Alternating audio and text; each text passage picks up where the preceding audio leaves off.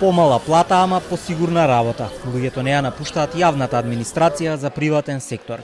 Нема ниту желба за преквалификување на работниците, додека цели сектори изумираат или кубурат со кадар.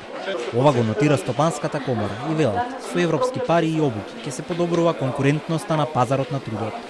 Во меѓувреме се ситни бројот на градежни работници, медицинари и келнери. Тргнувајќи од менталитетот кој што постои во нашата земја, подобро е кога ќе кажеш дека работиш во администрација, која што верувајте, дали 25 до 28.000 денари зема, зборам без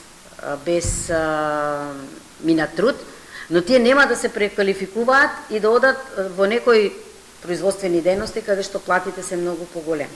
Пред неколку месеци од владата најавуваа увоз на работна сила, особено во сектори како градежништвото, туризмот и хотелиерството. Тогаш проценките беа дека недостасуваат околу 10.000 работници во земјата. Годинава заклучно со денешниот ден се издадени 4.629 работни дозволи на странски државјани, велат од Агенцијата за вработување во одговор за Телма. Најзастапени се земјите од регионот, но на листата има и работници од Непал, Индија, Турција, Украина и Русија.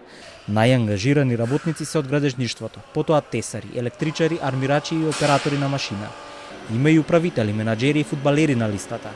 Наспроти ова е незапирливиот процес на иселување на младото и работоспособно население, во потрага по подобар живот и далеку поголеми плати.